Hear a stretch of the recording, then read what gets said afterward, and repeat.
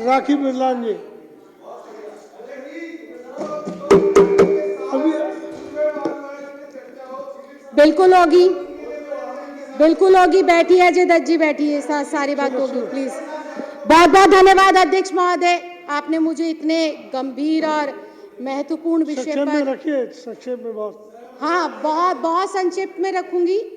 और ये विषय ऐसा नहीं है कि संक्षिप्त में रखा जाए, या फिर ये विषय ऐसा नहीं है कि इसको बहुत ब्रीफली रखा जाए। ये विषय संवेदनाओं से जुड़ा हुआ है, मानवीयता के साथ जुड़ा हुआ है, इस देश की आधी आबादी के भविष्य, इस देश की आधी आबादी की सुरक्षा से जुड़ा हुआ है। तो इसको शॉर्ट करना या फिर इसको लेंदी करने का विषय नहीं है। विषय ये है कि इस देश की आधी आबादी को सुरक्षा सुनिश्चित करने वाले लोग जब चर्चा करते हैं तो उनकी गंभीरता भी दिखनी चाहिए। जब इन विषयों पर चर्चा होती है तो चर्चा महज सदन तक चर्चा होकर ना रह जाए, उसका कुछ ना कुछ आउटपुट निकलकर उस चर्चा को सार्थक किया जाए। आपने इतने महत्वपूर्ण विषय पर मुझे बोलने का मौका दिया।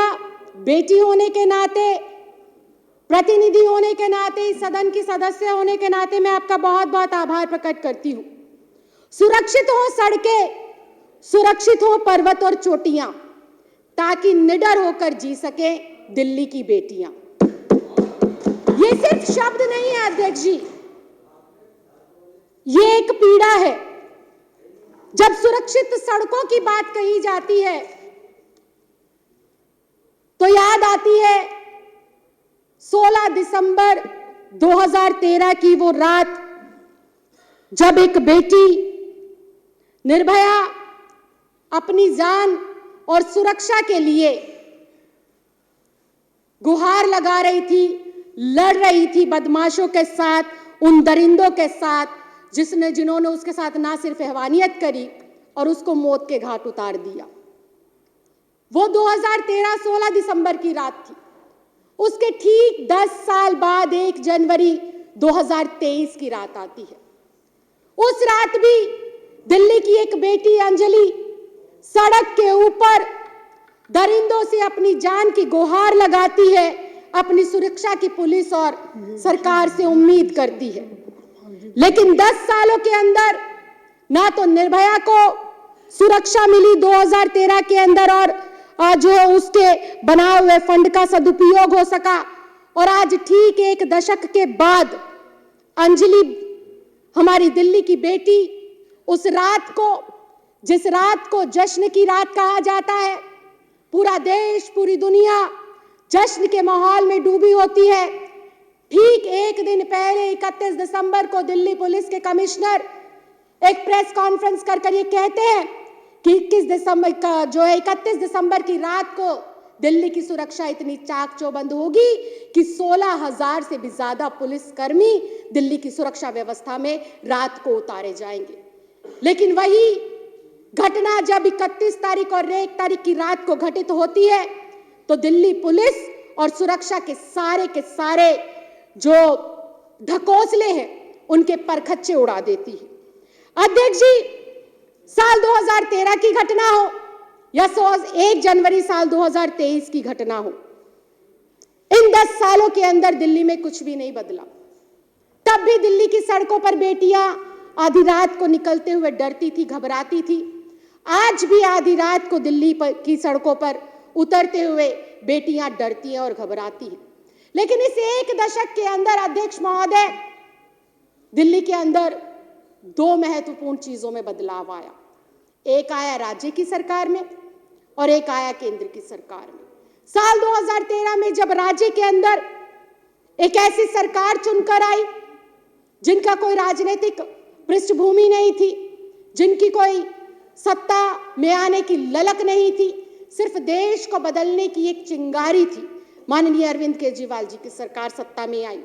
वो सरकार जिसने महज 7 सालों के अंदर दिल्ली में डीटीसी बसों के अंदर मार्शल लगाने का काम हो, चौक चौराहे गली मोहल्लों पे सीसीटीवी कैमरा लगाने की बात हो, बसों में पैनिक बटन लगाने की बात हो, हर एक गली मोहल्ले पर लाइटों के प्रबंध करने की काम बात हो, या फिर दिल्ली महिला सुरक्षा के लिए 20 से ज्यादा इन्फोर्समेंट की वैन डेप्यूट करने की बात हो, महिला मोहल्ला क्लिनिक का शुभारंभ करने की बात हो, एक ऐसी सरकार जो महज 7 साल के अंदर महिलाओं को किस प्रकार से सुरक्षित किया जाए, मजबूत किया जाए, उनको मानसिक और शारीरिक तौर पर सक्षम कर देश की आधी आबादी को सम्मान दिया जाए, दिन रात काम करती है। उसके उलट साल 2014 के अंदर एक ऐसी सरकार चुनकर आती है जिसका नारा होता है, बहुत हुआ महिलाओं पर अत्याचार, अब की बार मोदी सरकार। देश की आधी आबादी को लगता है कि कांग्रेस के समय में निर्भया का कांड हुआ, किसी भी प्रकार का कोई ऐसा फैसला नहीं आया जो आधी आबादी को विश्वास दिला सके कि इसी सरकार को अगली बार आप केंद्र में दोहराएं, तो उन्होंने उस कांग्रेस की सरकार को हटाकर भारतीय जनता पार्टी की सरकार को केंद्र में स्थापित किया। महज 5-7 महीने का फर्क रहा इन दोनों सरकारों में। जब 2013 के अंदर दिल्ली में अरविंद केजरीवाल जी की सरकार आती है, वो दिन रात 24 घंटे स्कूल हो, सड़कें हो, अस्पताल हो, बस हो, किस प्रकार से आधी आबादी को इस बात को महसूस कराए कि जिस मुख्यमंत्री को बड़े भाई के रूप में आपने चुनकर भेजा है, वो बड़ा भाई हर जगह अपने डिपार्टमेंट के माध्यम से तुम्हारी सुरक्षा सुनिश्चित करने में लगा हुआ है। वहीं 2014 में जो सरकार इस नारे के साथ आई, बहुत हुआ महिलाओं पर अत्याचार, अब की बार मोदी सरकार, उनके हर वादे जो जुमले साबित हुए, उनकी महिला सुरक्षा की ये महत्वपूर्ण बात भी महज जुमला साबित होकर रह गई। और अध्यक्ष जी, मैं इसलिए कह रही हूं क्योंकि ऑन रिकॉर्ड है, भारतीय जनता पार्टी का टॉप मोस्ट नेता नरेंद्र दामोदर दास मोदी हो, चाहे बहुत ही निम्न स्तर का, छोटे दर्जे का, गली नुक्कड़ चौक चौराहे का छोटा छुट भैया नेता मनोज मित्तल हो, चाहे वो देश का प्रधानमंत्री है और दूसरा एक छोटे से वार्ड का सह संयोजक है, इत्तेफाक देखिए, ये सब के सब महिला उत्पीड़न में संलिप्त पाए जाते हैं। नरेंद्र दामोदर दास मोदी जी जब गुजरात के मुख्यमंत्री हुआ करते थे तो महिला जासूसी का प्रकरण किसी से छिपा नहीं है। अब ये कल की नई घटना कि कुश्ती संघ के अध्यक्ष के ऊपर महिला शोषण का आरोप लगाया गया, इसमें भी कौन संलिप्त है? इसमें भी ब्रजभूषण शरण सिंह अध्यक्ष जो है रेसलिंग फेडरेशन ऑफ इंडिया के हैं और भारतीय जनता पार्टी के सांसद हैं। इसी प्रकार से सैयद शहनवाज हुसैन जी जो पूर्व सांसद भारतीय जनता पार्टी के हैं, परसों परले दिन ही हाई कोर्ट ने आदेश दिया है कि इनके ऊपर रेप का केस एफआईआर दर्ज होनी चाहिए। इसी तरह से एमजे अकबर पूर्व राज्यसभा सांसद है भारतीय जनता पार्टी के, दिल्ली के बड़े नेता विजय जॉली जी जो पूर्व विधायक रहे हैं उनके ऊपर महिला उत्पीड़न का केस दर्ज है। कुलदीप कुमार सेंगर किसी से भी छिपी नहीं है, किस प्रकार से उस बेटी के पूरे परिवार को मौत के घाट उतारा और पूरी भारतीय जनता पार्टी उत्तर प्रदेश में उनके हित के लिए खड़ी थी, उनके संरक्षण के लिए खड़ी थी। और चिन्मयानंद जो स्वामी है किस प्रकार से एक छात्रा का उत्पीड़न कर रहा था, किसी से नहीं छुपा। उत्तर प्रदेश का पूर्व राज्य गृह मंत्री रहा है। उमेश अग्रवाल विधायक है हरियाणा का, महिला उत्पीड़न में नाम आता है। श्री राघव पूर्व बीजेपी नेता है। साक्षी महाराज जी सांसद है भारतीय जनता पार्टी के। श्री परमिंदर कटारिया जी पूर्व उप महापौर है। श्री शांतिलाल सोलंकी व गोविंदा जो है रूपाणी जी बीजेपी के गुजरात के नेता है। एनडी विजयराज जी विधायक है भारतीय जनता पार्टी के। श्री अशोक नेता है बीजेपी के। हामिद सदर नेता है बीजेपी के। ये एक लंबी चौड़ी लिस्ट है और ये लिस्ट आम आदमी पार्टी या फिर मैं अपने मन गढ़ंत तरीके से नहीं बनाई। ये सारे के सारे केस कोर्ट में रजिस्टर्ड है, पुलिस थानों में रजिस्टर्ड है और हर तरीके से कहीं ना कहीं इनके खिलाफ रिकॉर्ड मिलेगा। अध्यक्ष जी, जैसा मैंने बोला, एक सरकार जो 2013 में आई वो इस जिम्मेदारी के साथ उनके नेता आए कि इस दिल्ली की जनता ने, माँ ने, बहन ने, बेटियों ने हमको अपने बड़े और छोटे भाइयों के रूप में अपनी सुरक्षा सौंपी है।